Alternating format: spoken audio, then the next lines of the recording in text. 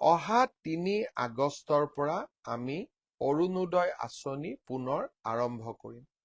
সিদিনাখন প্ৰতিখন পঞ্চায়ততে আমি সৰুকৈ এখন সভা অনুষ্ঠিত কৰিম আৰু অৰুণোদয় আঁচনিৰ প্ৰথমটো কিস্তি নতুন চৰকাৰৰ আমি প্ৰদান কৰিম।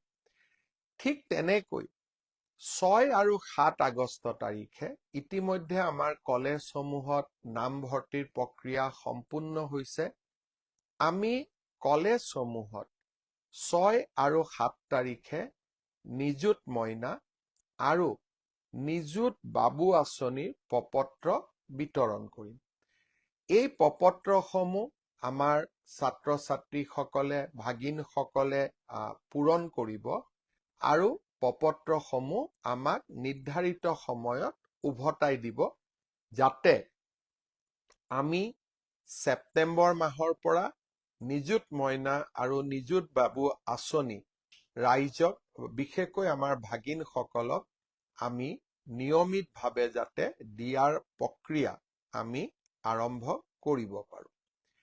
ইয়াৰ লগতে আগষ্ট মাহৰ পৰাই আমি কম মূল্যত যি চাউলৰ লগত চেনি বা দালি যোগান ধৰিছিলোঁ, সেই যোগানৰ প্ৰক্ৰিয়াও আমি আগষ্ট মাহত আৰম্ভ কৰিম।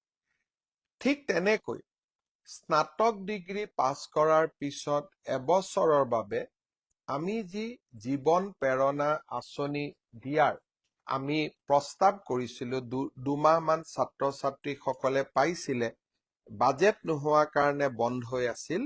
এই জীৱন প্ৰেৰণাও আমি পুনৰ ছেপ্টেম্বৰ মাহৰ পৰা দিয়া আৰম্ভ কৰিম। আৰু মই এটাই কথা ক'ম যে অসম চৰকাৰে আপোনালোকক সকলো দিশতে, বিশেষকৈ বান আক্ৰান্ত ৰাইজক সকলো প্ৰকাৰে সহায় কৰিবলৈ আমি প্ৰতিশ্ৰুতিবদ্ধ। CM-AAA অৰ্থাৎ মুখ্যমন্ত্ৰীৰ আত্মনিৰ্ভৰ অসম আঁচনিৰ কেইবাটাও পৰ্যায় আছে। প্ৰথম আমি 25,000 যুৱকক 1 লাখকৈ টকা দিছিলোঁ। তাৰ ভিতৰত 12,500 যুৱকে পৰৱৰ্তী 1 লাখ টকা পোৱাৰ বাবে উপযুক্ত হ'ল।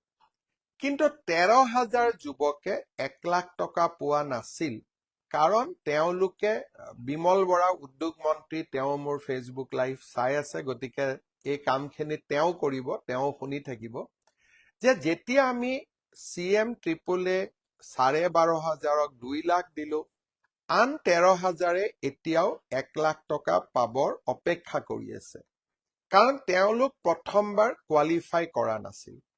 এতিয়া আমাৰ প্ৰথম কাম হ'ব অহা কেইটামান দিনৰ ভিতৰত এই 13,500ক আকৌ এবাৰ পুনৰীক্ষণ কৰা আৰু তেওঁলোকৰ যোনে 1 লাখ টকা পাবৰ বাবে যোগ্য, তেওঁলোকক আমি আৰু 1 লাখ টকা দি 2 লাখ টকা সম্পূৰ্ণ কৰিব বিচাৰিম। নেক্সট, ইলেকশ্যনৰ আগতে আমি 75,000 যুৱক যুৱতীক 75,000 টকাকৈ দিলোঁ। এতিয়া তেওঁলোকে এটা 3 দিনৰ ট্ৰেইনিং কৰি আছে। এই 3 দিনৰ ট্ৰেইনিং যেতিয়া সকলোৰে শেষ হৈ যাব, মই ধৰি লৈছোঁ 1.5 মাহ লাগিব, যদি মোৰ ভুল হয় বিমল বৰাই কাৰেকশ্যন কৰি দিব।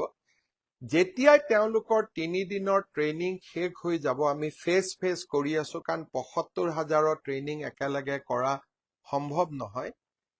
এইখিনি হৈ যোৱাৰ পিছতে আমি তেওঁলোকক 25,000 টকাটো তেওঁলোকৰ বেংকৰ একাউণ্টত দিম। গায়ত্ৰী হাজৰিকাই কৈছে, মামা মোক জীৱন প্ৰেৰণাৰ আঁচনি লাগে। মই ভাবোঁ টকা লাগে, মই জীৱন প্ৰেৰণাৰ বিষয়ে ইতিমধ্যে ক'লো যে ছেপ্টেম্বৰ মাহত পাব। 13,500ক আমি 1 লাখ দিম আৰু 75,000 যুৱকক আমি 25,000 টকাকৈ দিম। তাৰ পিছত নতুন বাজেটত ঘোষণা কৰাৰ অনুসৰি আৰু 50,000 যুৱকক আমি CM-AAAৰ বাবে চিলেকশ্যনৰ প্ৰক্ৰিয়া আৰম্ভ কৰিম। অকণমান ধৈৰ্য ধৰিব লাগিব, কিন্তু আমাৰ চৰকাৰে যিমানবিলাক প্ৰতিশ্ৰুতি দিছে, এইখন চৰকাৰে নিজৰ প্ৰতিশ্ৰুতিত যিমানলৈকে পাৰোঁ আমি সদায় পালনৰ বাবে চেষ্টা কৰিম